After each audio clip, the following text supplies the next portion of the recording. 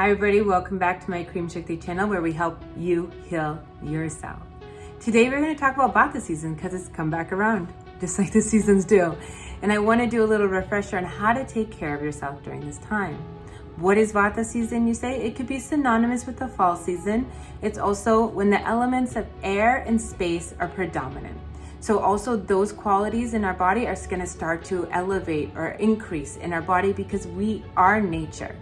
So the qualities that are going to come up with Vata is you're going to have mobile, subtle, dry, cool, and light and rough.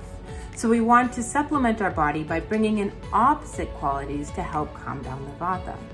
I'm going to give you guys a couple of tips here on how to incorporate some daily suggestions to keep your Vata in check. So, we're coming in from the Pitta season, and the Pitta season is a time of transformation, doing and achieving. We've been out there, we've been active, we've been learning new things, we've been expanding ourselves.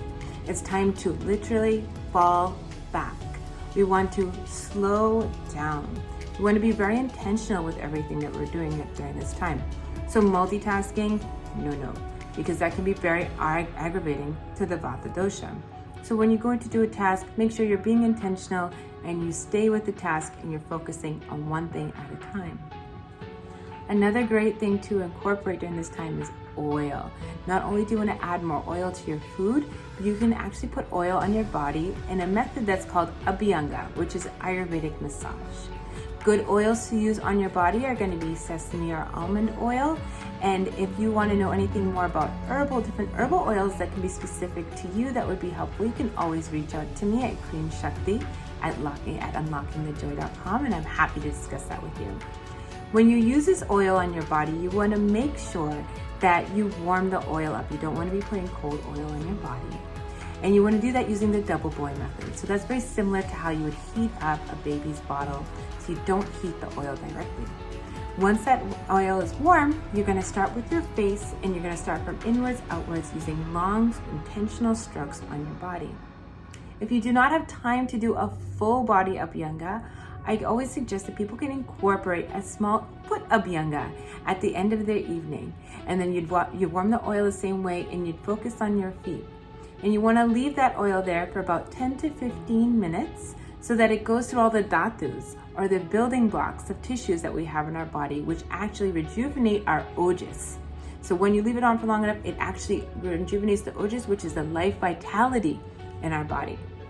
I suggest either washing off the oil at the end of that time or wiping it off because you don't want to slip on the floor after you're done. Another good thing to incorporate is routine. So I've given you a good one there right there. You can add on your evening routine is putting in this foot massage Abhyanga. However, it's really great to bookend your days, right? So you're going to do a morning routine and an evening routine, which will cause stability and groundedness for the Vata, which is getting aggravated in our body. Our bodies are just like machines. So if we consistently show up, it will start to understand what to do. It's really great to try and integrate a meditation practice during this time because this is a time of going inwards. So we really want to make time for ourselves during this time. We go inwards after all that expanding and growing during the Pitta season. Just like the plants, we start to go inwards. We're going to start to let go of some things, especially during the winter season, and it's good to start that practice now. So you can either start a meditation practice, a journaling practice, or even a short walk with yourself will be a great way to incorporate this into your Vata season care.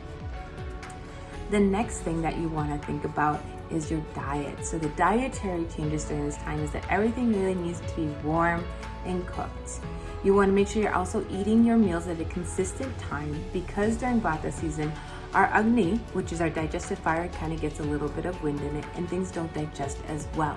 So doing these routines plus the dietary thing of adding extra spices to keep our digestion up, making sure things are warm, think soups and stews, avoid any raw veggies or fruits during this time unless you have super strong digestion, but I highly suggest cooking all your food during this time. You can add cumin tea after your meals if you're having bloating. Another great thing is you can have ginger and licorice root tea because people can experience that dry throat and coughing during this time of year. I hope some of these suggestions will stick with you and it will make you have a very enjoyable Vata season. Enjoy this time of slowing down, being with yourself, and going inwards.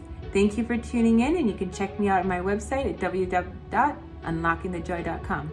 Talk to you soon.